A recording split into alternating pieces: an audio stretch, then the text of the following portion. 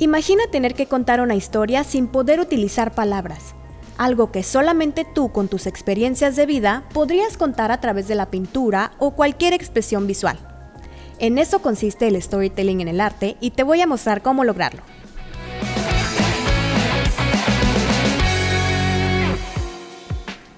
Cuando hablamos de storytelling visual, nos referimos a la capacidad de transmitir una historia, una emoción o un conflicto a través de recursos visuales. El storytelling no es exclusivo de la literatura o del cine. De hecho, en las artes visuales es esencial hacer uso del storytelling.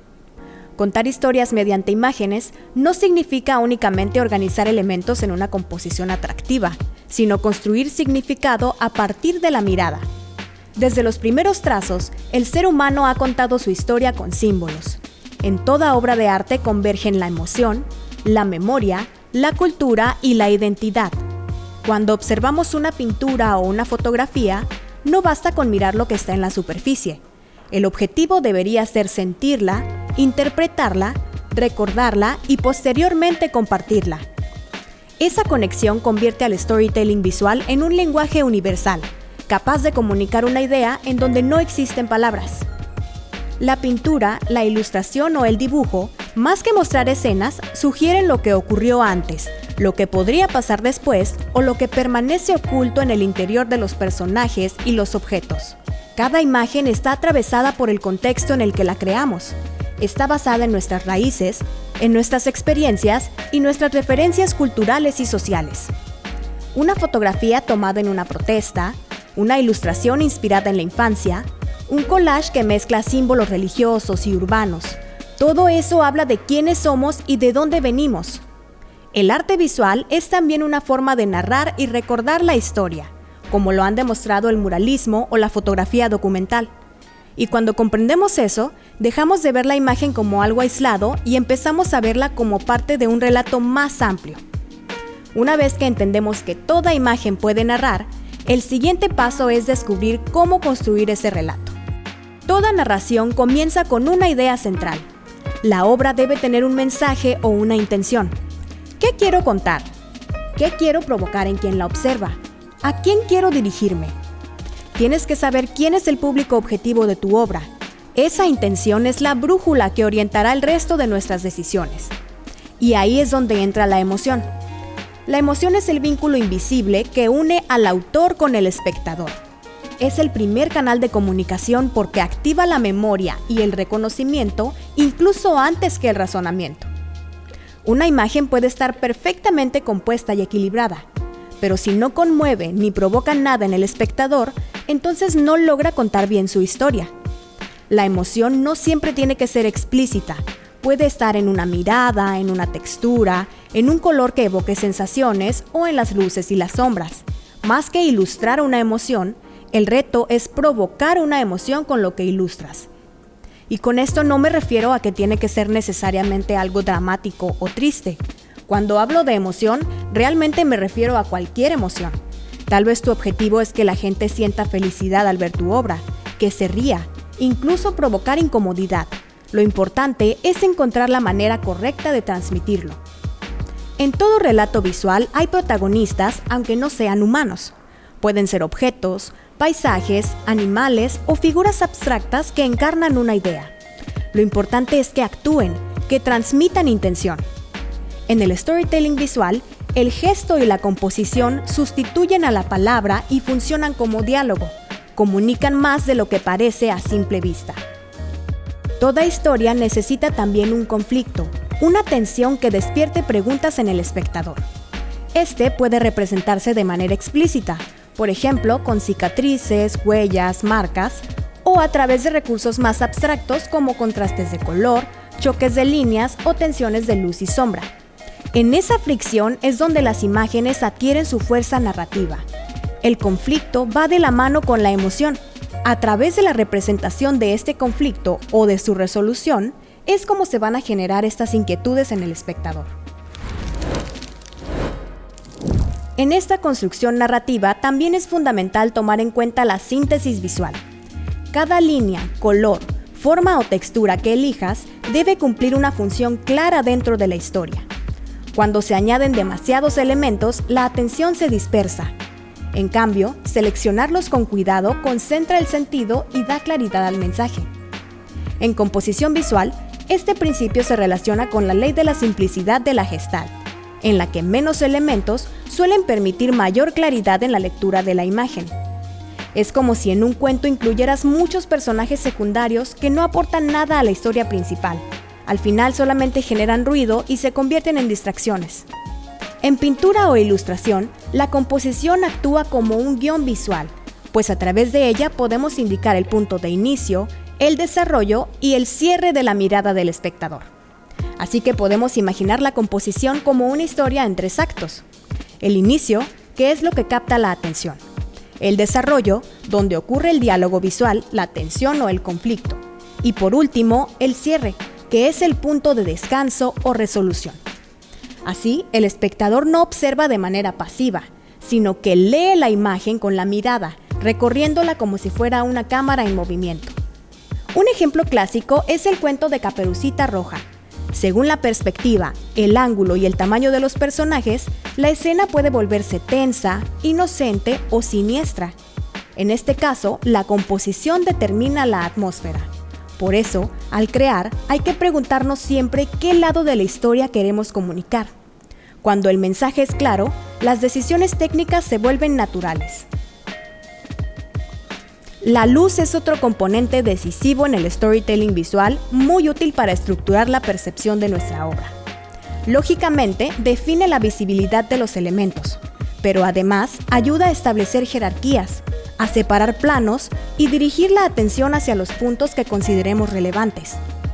Aspectos de la luz como la temperatura, la intensidad y la dirección funcionan como variables que modelan la atmósfera y organizan la lectura interna de la imagen. En términos compositivos, la luz delimita volúmenes y construye relaciones entre la figura y el entorno, permitiendo que el espectador distinga los elementos esenciales de los que operan como contexto. Y desde una perspectiva narrativa, la iluminación determina dónde inicia el recorrido visual y en qué zona se concentra la mayor carga expresiva, contribuyendo así a la coherencia del relato. El storytelling visual también se enriquece con el uso de símbolos y metáforas, que funcionan como capas adicionales de significado. Los símbolos activan la imaginación del espectador, porque lo invitan a completar la historia desde su perspectiva. Estos recursos no describen la escena de manera literal, pero establecen correspondencias entre lo visible y lo invisible. Aquí radica una de las mayores fuerzas del arte narrativo, que es no entregar todas las respuestas, sino abrir la posibilidad de múltiples lecturas. Recuerda que cada espectador tiene experiencias de vida completamente diferentes, y a pesar de que el mensaje es claro, siempre se interpreta desde múltiples perspectivas. Porque hoy en día el espectador ya no es un receptor pasivo, es un coautor. Ellos consumen un producto, pero a la vez producen cosas nuevas a partir de eso. El storytelling visual es un diálogo con otras personas, no es un monólogo. Es igual de importante lo que tú quieres contar que lo que las otras personas van a entender. Así es como se completa el ciclo de tu obra.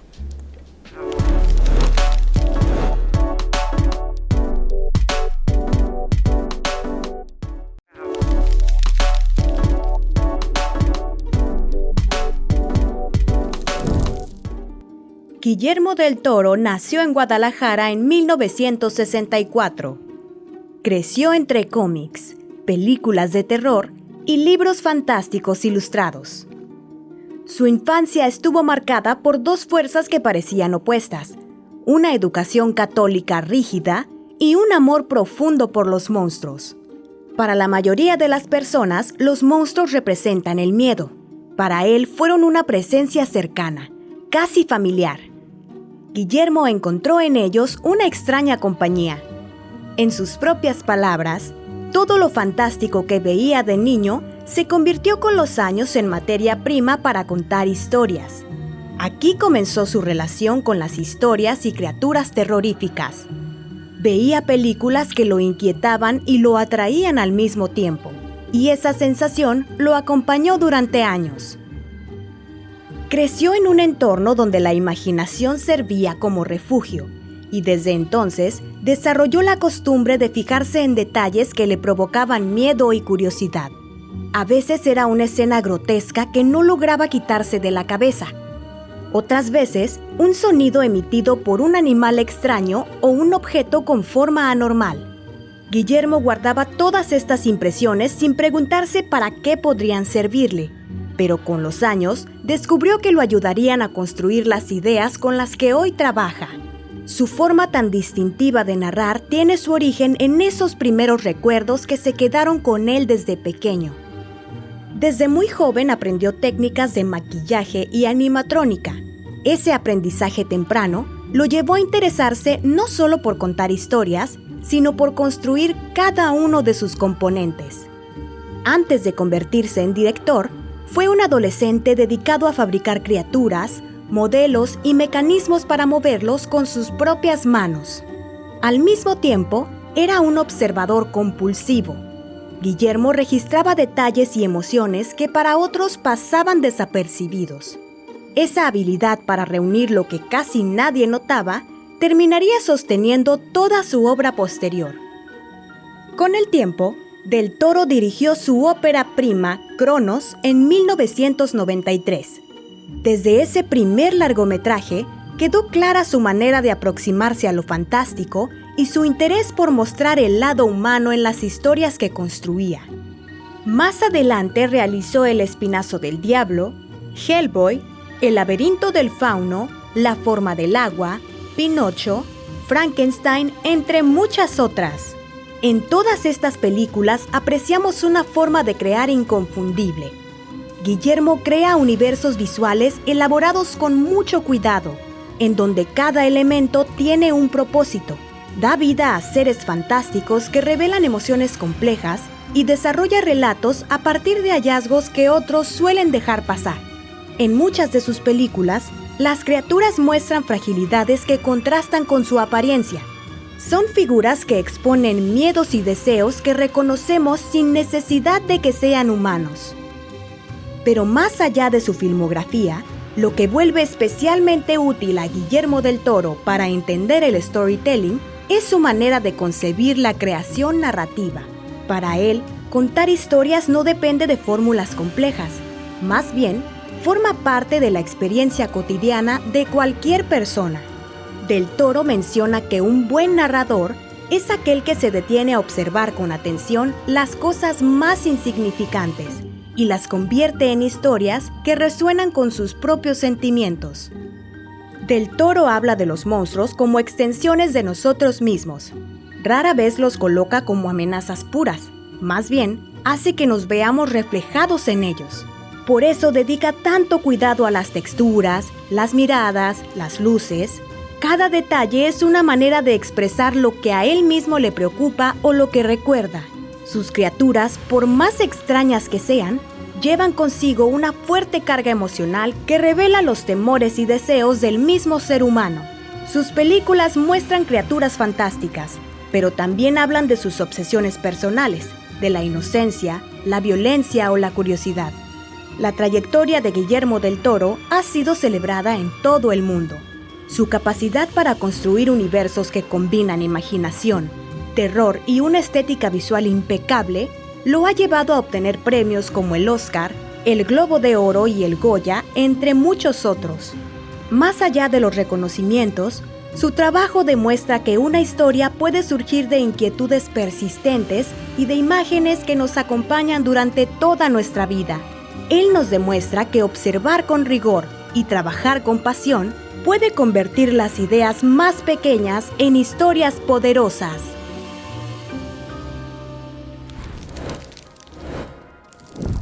El arte siempre ha contado historias. De hecho, el arte cuenta la historia de la humanidad. Desde las pinturas rupestres que narraban escenas de caza, hasta los murales que hoy plasman luchas sociales, y la ilustración contemporánea que da voz a identidades marginadas. Reconocer esta continuidad nos conecta con una tradición milenaria de narradores visuales. El ser humano es un narrador por naturaleza, pero también debemos mirar hacia lo cotidiano. Un cómic, una foto familiar o un mural urbano también son formas de storytelling que nos rodean diariamente y nos recuerdan que todos tenemos la capacidad de narrar con imágenes y poseemos ese impulso narrativo. Vivimos además en una época donde el storytelling visual no se limita a lo estático. Hoy contamos historias en múltiples lenguajes. Imagen, texto, sonido y movimiento convergen para generar todo un universo narrativo en múltiples plataformas. Una ilustración puede combinarse con música, una fotografía puede formar parte de una instalación sonora y un dibujo puede cobrar vida en una animación. Hoy las narrativas visuales se extienden al diseño gráfico, animación, los videojuegos y las redes sociales. Creadores y artistas digitales de todo el mundo exploran nuevas formas de contar sin palabras. En plataformas como TikTok o Instagram, miles de artistas utilizan secuencias de segundos para narrar emociones completas. El arte visual actual tiene una característica única, y es que puede ser transmitido por muchísimos medios diferentes, y eso nos abre un mundo infinito de posibilidades narrativas. Contar historias visuales puede verse como un acto de intención y también de receptividad. De intención porque dejamos una parte de nosotros en lo que hacemos, pero a la vez abrimos un espacio para que otros puedan entrar, lo sientan y lo interpreten. En un mundo que de por sí está saturado de imágenes, existe un reto más grande que crear algo bonito, y es crear algo significativo. Crear imágenes que conecten con la audiencia y permanezcan en la memoria de quienes las vean. El storytelling, más que una técnica, podría entenderse como una forma de pensamiento. Permite comunicar con claridad y generar empatía. Comprender cómo funciona mejora nuestra práctica artística al mismo tiempo que amplía nuestra capacidad de observar el mundo. Muchas gracias por haberme acompañado el día de hoy. Mi nombre es Rose y nos vemos en la siguiente emisión de La Mancha.